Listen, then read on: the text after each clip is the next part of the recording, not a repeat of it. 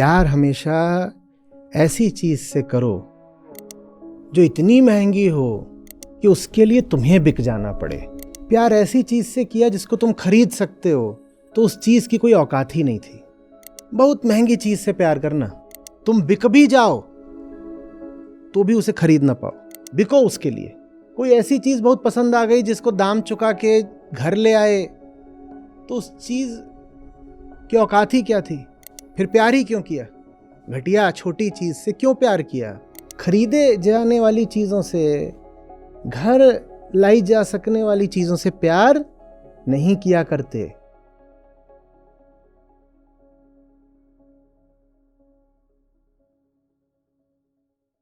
प्रणाम sir.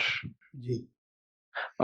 Sir, आपने समझाया कि हम जिसे संपदा मानते हैं वही हमारी आपदा बन जाती है। मेरी जिंदगी में बहुत सारी संपदा है सर, जैसे सिक्योरिटी, मनी, रिस्पेक्ट।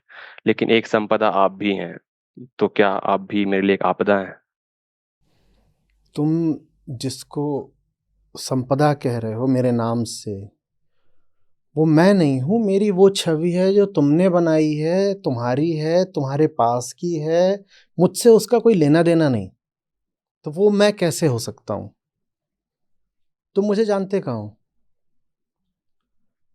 तुम्हारे पास घर में सोना रखा है, पैसा रखा है, ये सब तुम्हारी संपदाएं हैं, सिक्योरिटी है, जो भी है, इंश्योरेंस के कागज हैं, वो तुम्हारी संपदा हो सकती है, तुम उसको जानते हो। पर मेरे नाम पर तुम्हारे पास मेरी बस एक छवि है। वो छवि तुमने बनाई है, तुम्हारे पास है, वो छवि मैं नहीं हूं। तो मैं तुम्हारी संपदा कैसे हो गया? ऐसी सी बात है कि यहां पर कोई बच्चा बैठा हो, वो बैठ करके मेरा एक स्केच बना ले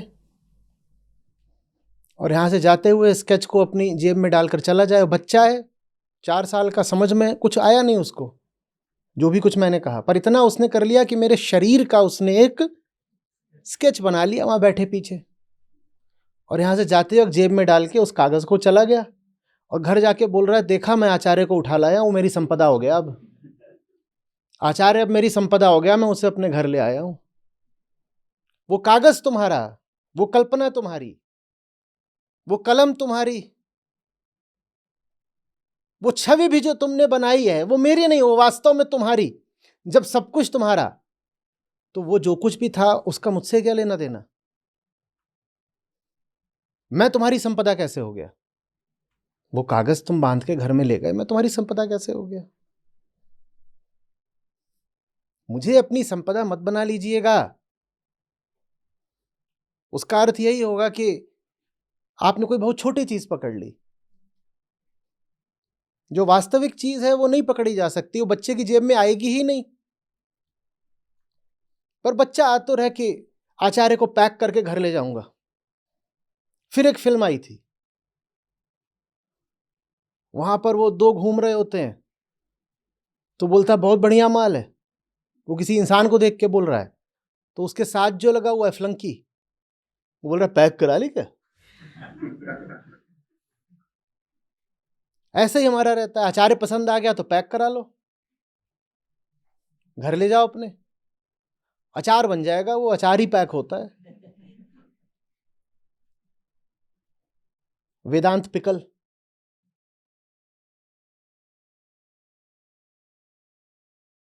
आपको मेरा होना है, मुझे अपना बनाने की कोशिश मत करिए। दोनों बातों में बहुत अंतर है। आपको आकर के मेरे पास बसना है, मुझे अपनी ही जगह पर स्थित रहते हुए अपनी जगह बसाने की कोशिश मत करिए, हो नहीं सकता। पर सबका ऐसा ही रहता है, कोई चीज मिली है तो उसे पैक करा के अपने घर ले जाना है। मैं कह रहा हूं जहां तुम रुके हुए हो, बसे हुए हो, वो जगह ही ठीक नहीं है। तुम कह रहे हो नहीं मैं वो जगह नहीं छोड़ूंगा, जो चीज बढ़िया मिल गई उसको मैं अपनी जगह पर ले आऊंगा। तुम्हें उस जगह पर मुझे लेके नहीं जाना है, तुम्हें उस जगह पर आना है जो जगह मैं तुम्हें दिखा रहा हूं।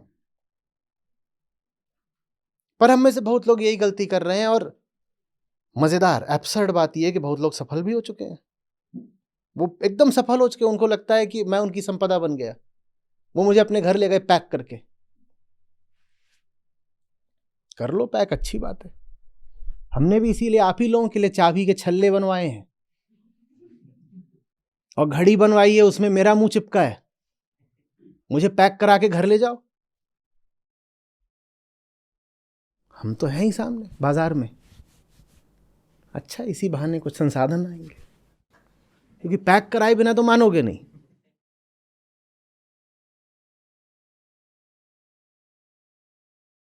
पूरे इतिहास में हमने यही करा है ना। जहां कहीं भी लगा कि कुछ थोड़ा भी श्रेष्ठ है, उसको तुरंत उठा के अपनी जेब में डालने की कोशिश की। जो श्रेष्ठ होगा, क्या वो आपकी जेब में समा सकता है? तो आपकी संपदा कैसे बन गया? कैसे? माने उसके नाम पे आपने जेब में क्या डाला? पता नहीं क्या डाला, अपने अनुसार, अपने अनुकूल, अपने स्वार्थ के चलते कोई बहुत छोटी सी चीज, मिश्रित चीज, मिलावटी चीज बना के जेब में डाल ली और खुश हो रहे हैं कि अचार की होम डिलीवरी हुई है।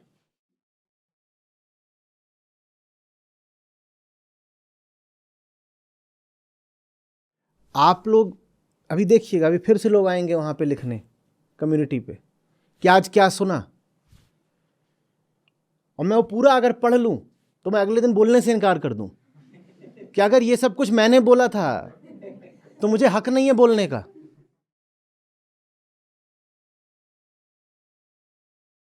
आप वो थोड़ी सुनते हो जो मैंने कहा, आप वो सुनते हो जो आपके अनुकूल बैठता है।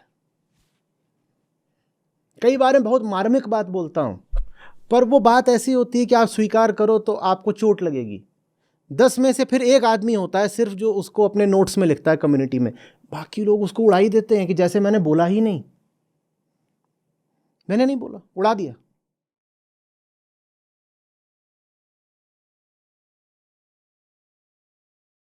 कोई बात मैं ऐसी बोल दूं और बोलता ही रहता हूं जो सीधे सीधे आपके स्वार्थ पे चोट करती हो, तो लोग उसको नोट से ही उड़ा देते हैं, कहते हैं इन्होंने बोला ही नहीं। हम कर रहे हैं, हमारा भी काम चल रहा है, आईटी के लोग सब कर रहे हैं और एआई का भी इस्तेमाल करेंगे। और एआई आपके जो नोट्स हैं उनका ऑटोमेटिक असेसमेंट करके सीधे आपको ब्लॉक करेगा और कारण भी बता देगा नकली नोट्स लिखता है।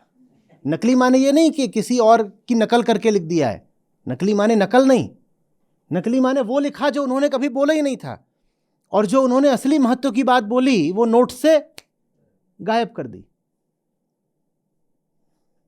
सब हो रहा है, काम चल रहा है।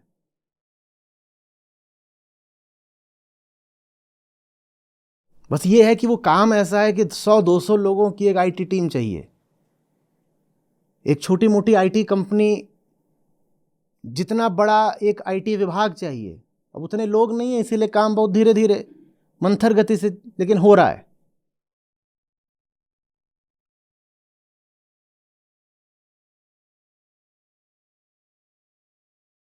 क्या बताया था आज? सारी संपदाएं हम कहां से उठाते हैं? प्रकृति से। और प्रकृति कोई माया भी बोलते हैं।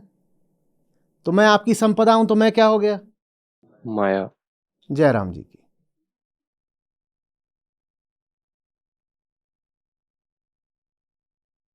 संपदा वो चीज जो हमारे हक की है, जो हमारे हाथ की है, जिस पर हमारा अधिकार अख्तियार है। संपदा माने छोटी चीज। बड़ा महल है लेकिन उसकी चाबी किसके पास रहती है? आपकी जेब में। तो महल बड़े कि आप? बोलो। संपदा कितनी भी विस्तृत हो, विशाल विराट हो, आपसे छोटी होती है क्योंकि उसकी चाबी आपके पास होती है। तो अगर मैं आपकी संपदा हूं तो बड़ा कौन? आप। आचार्य जी मेरे एक प्रश्न का उत्तर दीजिएगा। बड़े तो आप हैं।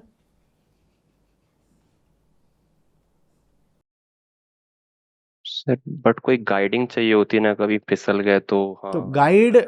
गाइड की बात मानी जाती है या गाइड को अपनी बात मनवाई जाती है? नहीं बोलिए। जाती है। गाइड की बात मानी जाती है। पर जैसी आपकी उम्मीदें हों, जैसा आपको अच्छा सुखद लगता हो, उसके अनुरूप आप मेरी छवि बनाए, तो गाइड आप हैं कि मैं हूं? आपने मुझे मजबूर कर दिया ना अपनी बात मानने को, कि नहीं कर दिया? अगर आपने मेरी छवि अपने अनुसार बनाई तो कौन किसके सामने झुका है? आपने मुझे अपने सामने झुका लिया ना।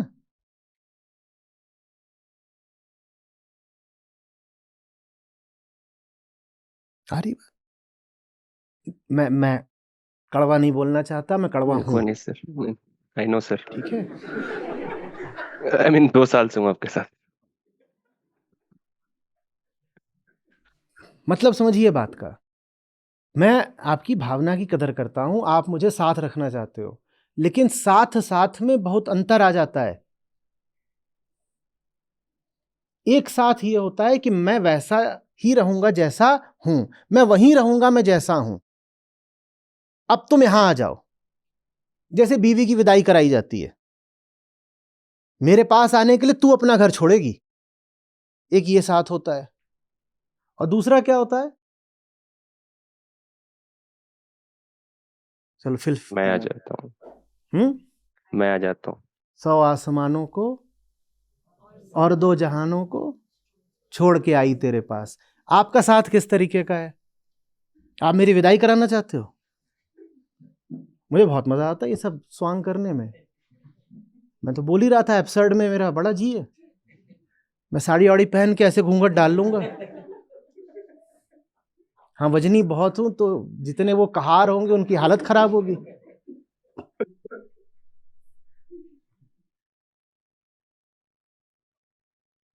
आप मेरी विदाई करोगे या खुद विदा होके मेरे पास आओगे?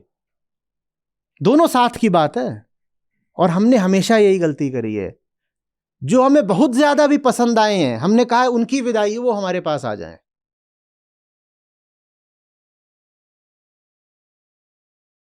हम उनके पास नहीं जाएंगे, वो हमारे पास आ जाएं। ये बड़ी गलत बात हो जाती है। हालांकि इसके पीछे भाव आत्मीयता का ही है।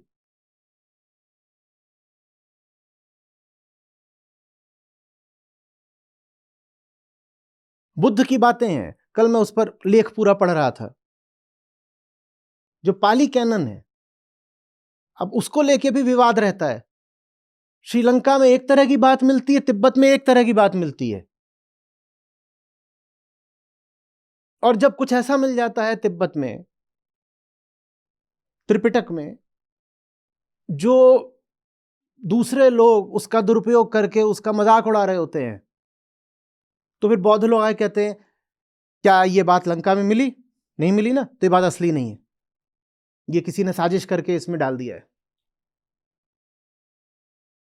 अब असली इधर है कि उधर है, वो बात की बात है। पहली बात तो ये है कि बुद्ध के वचन लंका में और तिब्बत में अलग अलग कैसे हो गए? बताओ, अलग अलग कैसे हो गए? बताओ कैसे हो गए? इंटरप्रिटेशंस अलग हुई होंगी। हम इतने होशियार हैं, कोई आके बोलता है वाल्मीकि ने तो रामायण राम से पहले ही लिख दी थी, रामायण पहले लिखी गई थी और राम सीता लखन बाद में हुए। अच्छा ठीक है, तो आप ये कहना चाहते हो कि रामायण एकदम असली है, तो फिर तुलसीदास झूठे होंगे, क्योंकि उनकी तो रामचरितमानस रामायण से मेल खाती नहीं। अब ये बात भी नहीं स्वीकार होगी।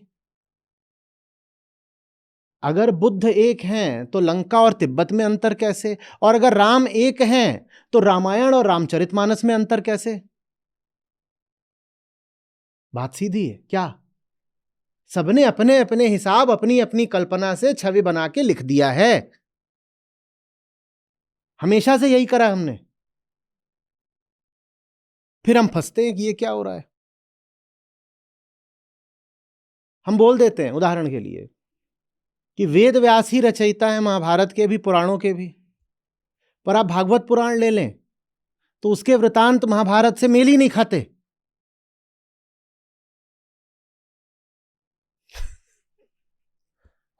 एक किस्सा यहां, एक किस्सा यहां, दोनों किस्से एक साथ चल ही नहीं सकते। और क्या हम देते हैं वेद व्यास ने लिखे हैं। ये कैसे हुआ बताओ?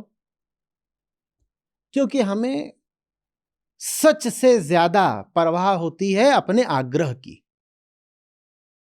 अपने आग्रह अनुसार हम कुछ लिख देते हैं और कह देते हैं यही सच है। और जो हम लिख देते हैं, हम ये भी नहीं कहते कि हमने लिखा है, हम कह देते हैं वेद व्यास ने लिखा है। आम आदमी से आप पूछें तो कहेंगे एक ही व्यक्ति हैं वेद व्यास, इन्होंने लिखा है। अरे भैया, पुराणों का ही रचना काल लगभग 1000 वर्ष की अवधि में फैला हुआ है। एक व्यक्ति कैसे हो सकते हैं वेद व्यास? 3री 4ठी शताब्दी से लेके 11वीं 12वीं शताब्दी तक पुराण लिखे जाते रहे हैं, अभी बहुत हालिया हैं, और बोल देते हो वेद व्यास। फिर बोलते हो ब्रह्मसूत्र भी वेद व्यास, वो कब का है? महाभारत भी वेद व्यास। माने सब कुछ हमारी सुविधा से होना चाहिए, तथ्यों को बिल्कुल दबा देंगे। जो चीज हमें ठीक लगेगी अपने अनुसार उसके ऊपर हम एक छवि आरोपित कर देंगे।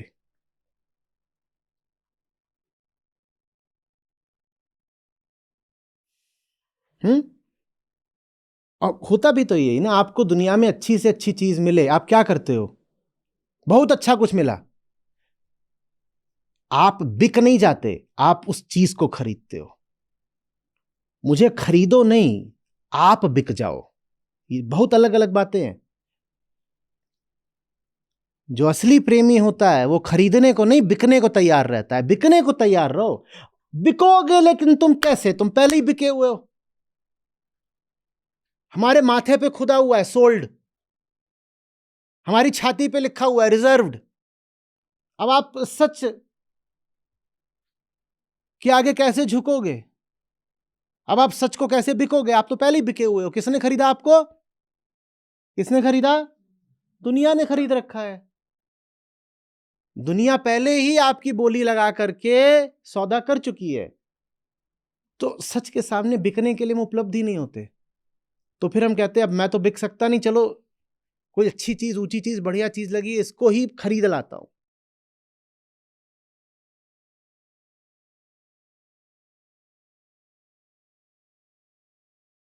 खरीदार नहीं बनना है, बिकना है।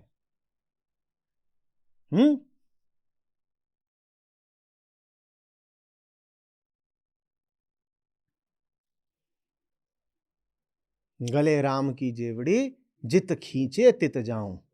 वो कुत्ता नहीं बनना है जो मालिक को बोल रहा है चलो मेरे गड्ढे में दोनों इकट्ठे सोएंगे।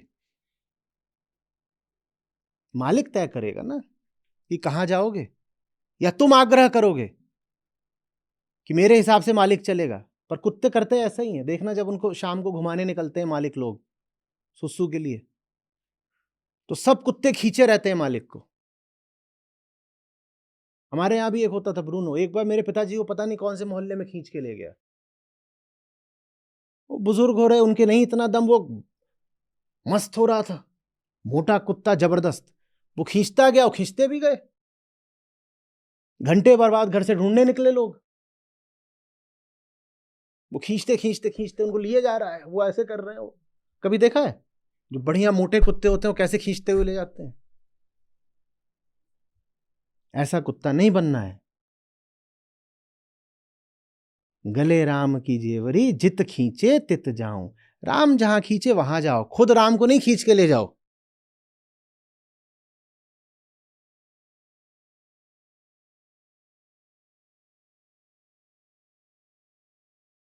बड़ी समस्या हो, ऐसे थोड़ी करना है।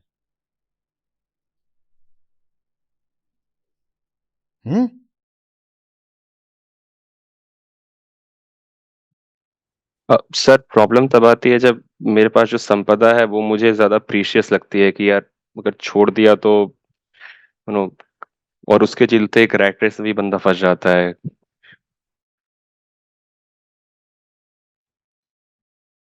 तुमने पहली संपदा किसी भी बाहर की चीज को या बाहरी इंसान को नहीं बनाया है, तुमने पहली संपदा तो स्वयं को बनाया है। ना तुम सच को छोड़ने से घबरा रहे हो, ना मुझे छोड़ने से घबरा रहे हो। जिस चीज को छोड़ने से घबराहट है वो है कि खुद को ना छोड़ना पड़े। जब आप कहते हो कि मैं अपने भगवान को बहुत मानता हूँ, जो भी हो आप, जिस भी धारा से हो, जो भी आपके आराध्य हो, और उनको भगवान को मैं अपने घर में स्थापित करता हूँ, तो आपने सबसे बड़ा किसको बनाया है? भगवान को या घर को? घर को, भगवान को घर लाए ना, घर थोड़ी भगवान को दे आए। ठीक है, भगवान से बड़ा घर, और घर किसका है? मेरा। तो घर से बड़े, मैं। तो सबसे बड़े वो मैं। आपकी संपदा है, इसीलिए आप परेशान रहते हो। आपने ऐसी चीज को संपदा बनाया है जो नकली है ही नहीं। Junk bonds. आपने ऐसी चीज को संपदा बनाया है जो है ही नहीं। आपने ऐसी कंपनी के शेयर खरीद लिए हैं जो लिस्टेड ही नहीं है। ये नहीं कि शेयर डूब जाएंगे, वो शेयर है ही नहीं।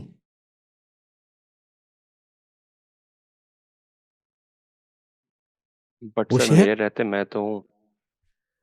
नहीं हो।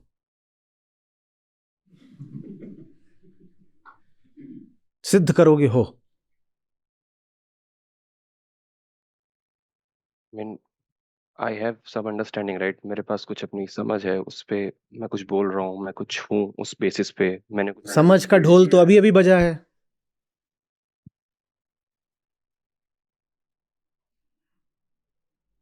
मुझे संपदा बता रहे थे। मैंने कुछ अचीव किया है सर। वो तो इसने भी करा है। बहुत सारी चाय है इसके अंदर।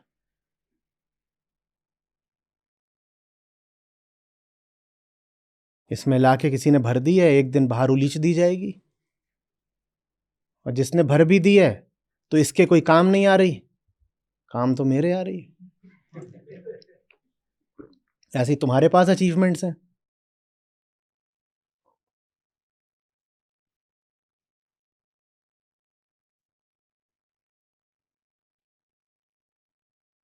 सर मैं अपनी वर्थ उसी को मानता हूँ, बिकॉज इसको मैंने उसमें माने अपनी। रहो, तो मानने से क्या होता है? कुछ भी माने रहो। मैं अशोक महान हूं, तुम औरंगजेब हो, हम कुछ भी मान सकते हैं। मानने पे कोई टैक्स लगता है? तुम बोल दो कि तुम अरबपति हो तो इनकम टैक्स वाला आके कहेंगे अब टैक्स दो इतने पैसे का। नहीं सर। तो फिर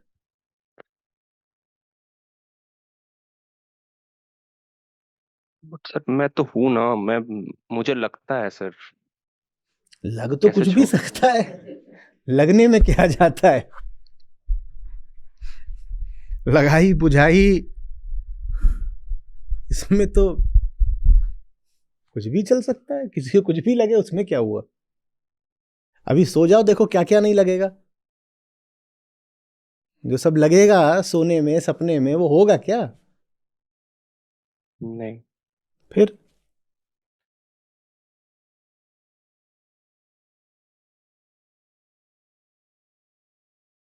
ने और कंफ्यूज कर दिया सर। तुम कंफ्यूज होने के लिए भी नहीं हो। अब ये पिछले दरवाजे साबित करना चाहते हैं कि ये कंफ्यूज्ड हैं, फिर थोड़ी देर में कंफ्यूज हट जाएगा। मैं कंफ्यूज्ड हूं तो फिर वो क्या बन जाएगा? मैं हूं।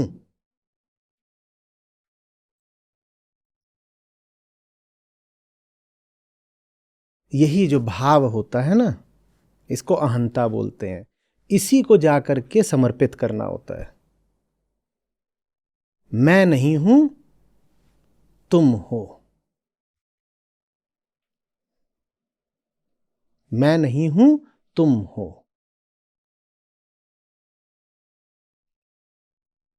जिसको फिर तू करता तू हुआ, इसलिए फिर उसको बार बार हर तरीके से याद करने की कोशिश की जाती है। खुद को बहुत याद करोगे तो अपने होने में विश्वास और गहरा हो जाएगा, और सच को बार बार याद करोगे तो सच हो जाओगे। मन की सामग्री इसीलिए ठीक रखा करो। ऐसी चीजें यहां कम रखो जो तुम्हारी हस्ती में यकीन बढ़ाती हो, क्योंकि ऐसी चीजें झूठी हो सकती हैं। झूठ ही होता है जो अहंकार को बढ़ाएगा। तथ्य, फैक्ट्स कभी भी अहंकार को बढ़ा नहीं सकते, क्योंकि वहां तो तथ्यों में तो अपनी मिट्टी ही पलीद होनी है।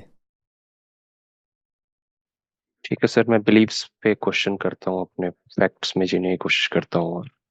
आप कितना भी क्वेश्चन कर लोगे ना, बिलीफ बची रहेंगी। इसी बात पर तो हंसना होता है कि अजीब ये जिंदगी की धूल है, जितना साफ करो उतनी नहीं रह जाता। हाँ, जितना साफ करो उतनी पड़ती जाती है। साफ फिर भी करते चलो, और देखो जब किस तमाम सफाई के बाद भी अभी बची हुई है, तो उसमें निराश नहीं होना है। निराश होने में ये भाव होगा कि जैसे हम इतने ताकतवर थे कि एक दिन पूरा साफ कर सकते थे। हमारा काम है साफ करना, साफ कर देंगे, बची वो तब भी रहेगी जब दिखाई दे तो हंसो कि लो फिर बहके झुन्नू लाल। सारी सफाई कर ली, उसके बाद फिर बहक गए झुन्नू लाल। ऐसे अच्छा है ना, ये बनवाओ टी शर्ट वगैरह, संपदा के तौर पे लोग घर ले जाएंगे। यही लिखवा दो यहां पे, फिर बहक गए झुन्नू लाल।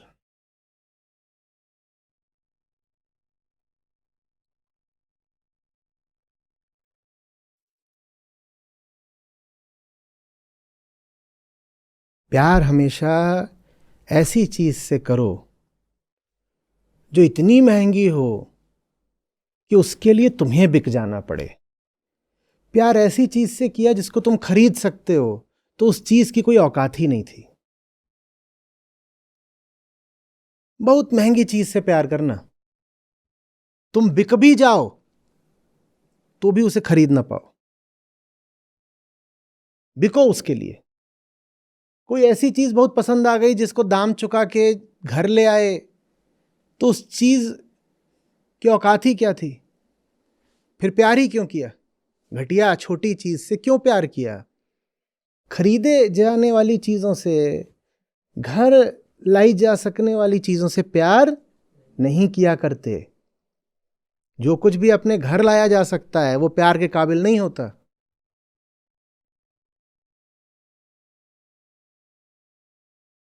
प्यार उससे किया जाता है जिसके लिए अपना घर छोड़ना पड़े। प्यार उससे किया जाता है आई गमनवा की सारी, जो हमारा गमन करवा दे। गते गते परागते स्वाहा, बड़ा सुंदर प्रतीक रहता है ना। साधारण पति पत्नी विदाई वाला नहीं, कि उसने बुलाया है, जब उसने बुलाया है तो फिर बाबुल का घर छोड़ना पड़ेगा। वो इतना प्यारा है कि उसके लिए हम अपना घर छोड़ने को तैयार हो गए।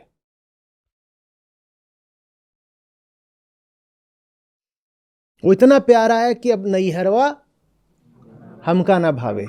हाँ, ये थोड़े ही कि हम तो यहीं रहेंगे, तुम्हें मिलना है तो आ जाओ, ऐसे नहीं। जो आपके यहां आ सकता है वो फिर इस लायक नहीं कि उसे अपने यहां बुलाया जाए।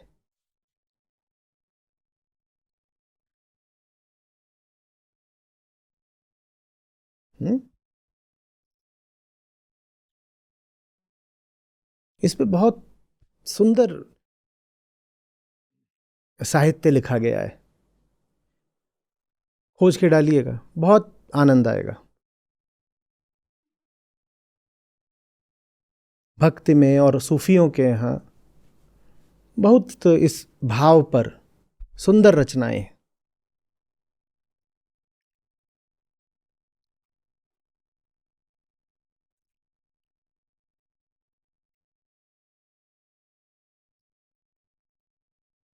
शेख फरीद, उमर खयाम, अमीर खुसरो,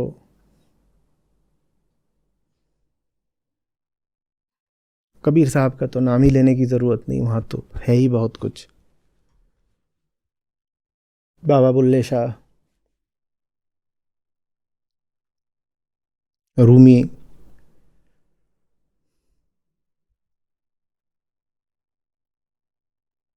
हुँ?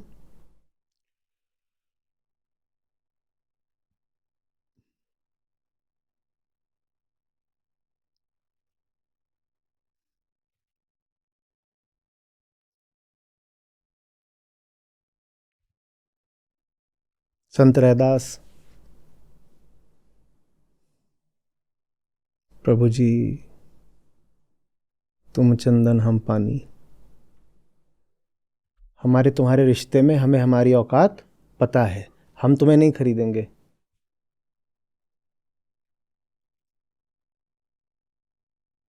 प्रभु जी, तुम चंदन, हम पानी, हम सेवक, तुम स्वामी।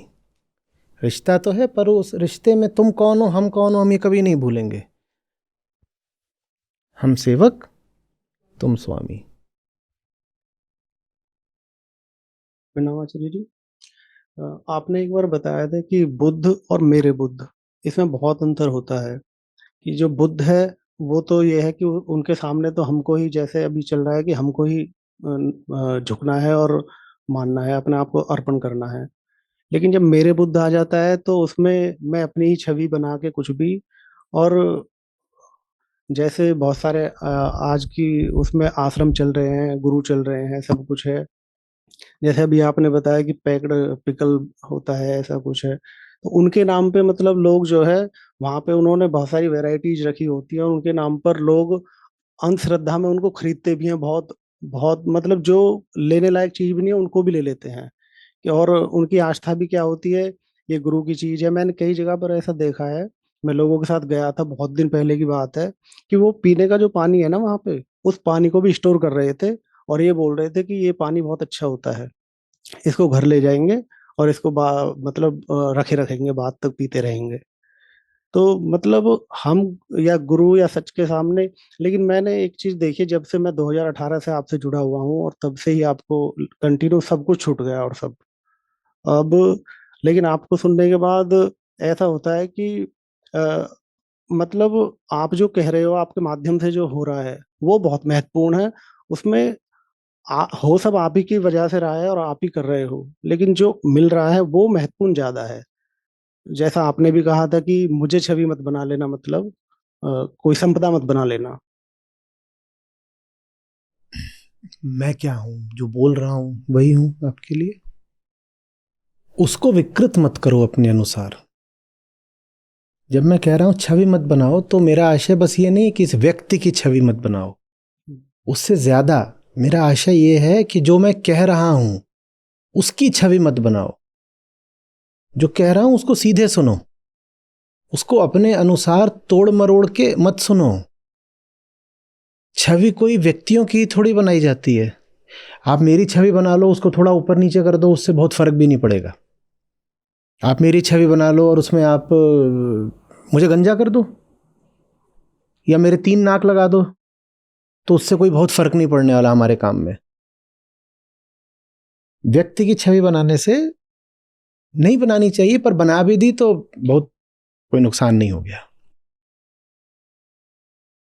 तिब्बत के बुद्ध और लंका के बुद्ध अलग अलग दिखते हैं, वो बहुत नुकसान की बात नहीं हो गई। चीन के बुद्ध भी अलग अलग दिखते हैं, पर बुद्ध की शिक्षाएं अलग अगर तिब्बत में और लंका में अलग अलग हो गई तो ये समस्या की बात है ना। बुद्ध की मूर्ति तो अलग है ही। चीन जापान जाइए, वहां देखिए, और भारत देखिए, और जो कंधार में है वहां देखिए, तो वो तो मूर्तियां अलग अलग हैं। ठीक है, मूर्ति अलग बना ली अपने अपने हिसाब से। शिक्षाओं को मत तोड़ो मरोड़ो, उसकी बात कर रहे हैं। हम शायद शिक्षाओं को इसलिए मतलब चेंज करने की कोशिश करते हैं कि शायद अहम भाव हमारे अंदर बहुत तीव्र होता है, और जो शिक्षा कटु लगती है, हम्म, आहत करती है, ये हमेशा का हमारा नियम है। हम उसे भुलाना चाहते हैं, उसको याद रखेंगे तो दर्द होगा और कीमत देनी पड़ेगी, श्रम करना पड़ेगा, बदलना पड़ेगा। तो मीठा मीठा गप, कड़वा कड़वा थू। जो शिक्षा अपने अनुरूप लगी उसको ले लो और बाकी फेंक दो। कई लोग अपना जो पूरा अवलोकन है वो 1 या 2 पंक्तियों में लिख देते हैं सारा। उन्होंने वही लिखा होता है जो उन्हें पकड़ में आ गया होता है कि अब इसका इस्तेमाल करना है। वो किसी को बजाएंगे उन पंक्तियों को हथौड़े की तरह इस्तेमाल करके। अगर 3 घंटे का सत्र था जिसमें 1 घंटे तो समझाया ही गया, फिर मान लो घंटा भर और चर्चा हुई, तो उसमें एक ही पंक्ति निकली, ऐसा तो नहीं होगा। और संभावना यही है कि वो एक पंक्ति इसलिए चुनी कि हमको अब हथौड़ा औजार मिला है किसी को ठोकने बजाने का। मीठा मीठा गप। कोई बात अगर ऐसी होती है जो हमारी अब पहले से मान्यता है उनको और प्रगाढ़ कर देती है तो उसको मान लेते हैं। उसको मान लेते हैं, और जो बात मान्यता पर चोट करती है हम ऐसा अभिनय करते हैं जैसे वो बात न कही गई न सुनी गई। इस मार्ग में सर एक चीज तो है कि हमेशा बहुत सजगता की आवश्यकता है, होश की आवश्यकता है बहुत। क्योंकि पहले जैसे मेरे साथ कुछ चीजें होती थी, प्रतिक्रिया तो हम करते ही हैं, लेकिन अब प्रतिक्रिया अगर मैं करता हूँ तो मुझे तुरंत याद आ जाता है कि मुझे प्रतिक्रिया नहीं करनी थी, तो मैं प्रयास भी करता हूँ कि मैं ना करूँ। खुद को पकड़ने के अलावा क्या होता है अध्यात्म? लगभग हर सत्र में ये बात दोहरा के बोलता हूँ। ये बड़े बड़े ग्रंथ, ये बड़े बड़े रीति रिवाज, ये रस्में, ये जो मानवता का पूरा धार्मिक इतिहास है, ये तीर्थ हो गया, चाहे वो जेरूसलम हो कि मक्का मदीना हो कि बनारस हो, वास्तव में धार्मिकता क्या है? खुद को पकड़ना। उसके अलावा बाकी सब बहुत सारा है, उसमें खो जाओगे बस, और कुछ नहीं है। जो खुद को पकड़ता जा रहा है वही सच्चा धार्मिक आदमी है।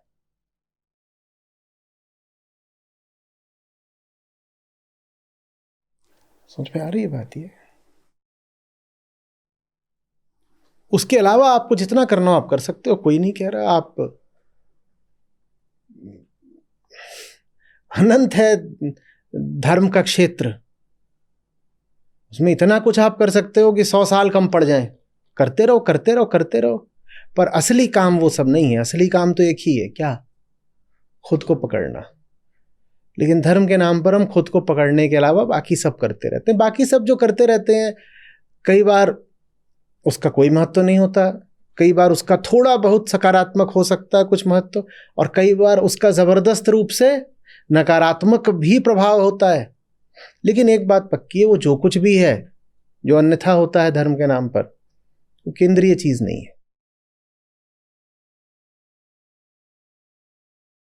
लेकिन ये बात बहुत रोचक नहीं लगेगी ना?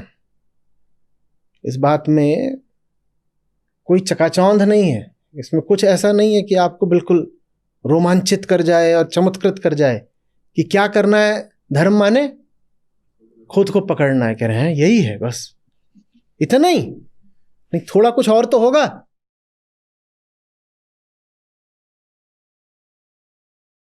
कुछ तो और बताइए, समुद्र मंथन, कुछ तो और बताइए ना जिसमें जरा कुछ टू थिकन द प्लॉट, कुछ मजा वजा भी तो आना चाहिए। बस यही करना है क्या दिन भर? क्या कि बैठे बैठे खुद को पकड़ रहे हैं, यही धर्म है? हाँ बेटा है तो यही। बाकी तुमको रोचक नहीं लगता हो तो तुम 2-4 और कर लो अपने मनोरंजन के लिए काम। पर मनोरंजन के लिए जो भी काम करोगे वो या तो धार्मिक है ही नहीं, या वो धार्मिकता की परिधि पर हैं। केंद्रीय धार्मिकता तो बस यही है, यही अध्यात्म है, खुद को पकड़ना। खुद को पकड़ना मजेदार नहीं होता, इसीलिए फिर हमें सब दुनिया भर में कथाएं बहुत रोचक लगती हैं। सबके पास जबरदस्त कथाएं हैं, और आम आदमी के पास आप जाएं तो उसके पास धर्म के नाम पर कथाओं के अलावा कुछ भी नहीं होता। यह भारत या हिंदुओं की नहीं बात है, ये आप कहीं भी चले जाइए।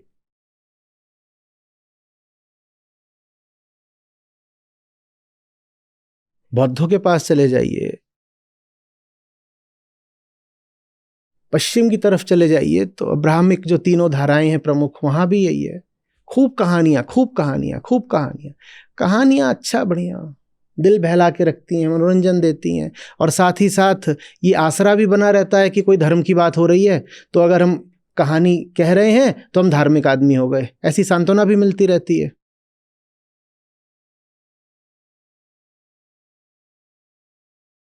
और अगर कोई विद्वान मिल जाए तो वो उन कहानियों के सुंदर प्रतीकात्मक अर्थ भी बता देता है, अच्छा लगता है। कोई अर्थ न भी बताए तो भी रोमांचक तो लगता ही है बाबा। बीच में आपने खड़ा कर दिया है पहाड़ समुद्र के, और भारी नाग उस पर बांध दिया है, और एक तरफ सब मुस्टंडे राक्षस, और दूसरी तरफ सब जितने जबरदस्त देवता, और क्या कर रहे हैं? जोर लगा के हैशा, और उसमें से कभी पेड़ निकल रहा, कभी गाय निकल रही, फिर जहर निकला बहुत सारा, आखिर में अमृत निकल गया। अमृत निकल गया तो वहां एक चालाकी मार गया, फिर सब भगे भगे गए कि अब क्या करें। ये लगा कि नहीं रोमांचक? और इसकी तुलना में मैं कहूं बैठ के खुद को देखो तो कैसा लगा? समझ में आ रही बात? है ऐसा नहीं, कथाओं का कोई महत्व नहीं, मैं नहीं कह रहा सब कथाओं का है, पर बहुत सी कथाएं ऐसी हैं जिसको अगर कोई ज्ञानी हो तो बता पाएगा कि ये कथा किधर को इशारा कर रही है। पर वो ज्ञान भी आत्मज्ञान है। कथा का भी सही अर्थ वही कर सकता है जिसने पहले स्वयं को देखा, परखा और पकड़ा है। जो स्वयं को नहीं जानता वो कथा को भी नहीं जानेगा।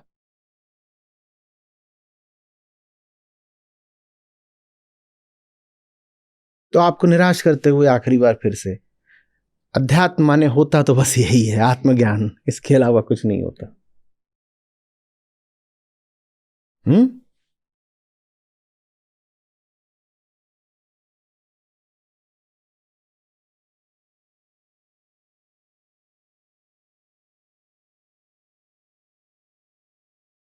यह तो घर है प्रेम का, खाला का घर नाही। यह तो घर है प्रेम का, खाला का घर नाही। शीश उतारे भुई धरे, तब बैठे घर माही रे साधो, तब बैठे घर माही। प्रीति बहुत संसार में, नाना विधि की सोई। प्रीति बहुत संसार में, नाना विधि की सोई। उत्तम प्रीति सो जानिए, सतगुरु से जो होए रे साधो, सतगुरु से जो हो। जब मैं था तब हरि नहीं, अब हरि है मैं नाही। जब मैं था तब हरि नहीं, अब हरि है मैं नाही। प्रेम गली अति साकरी, जामे दो न समाही रे साधो, जामे दो न समाही।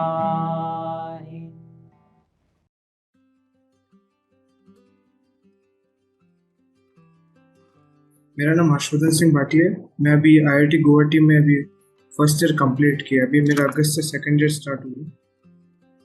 और मैं आचार्य जी के आज के सत्र से अपने जीवन में चेंज के बारे में बताऊंगा।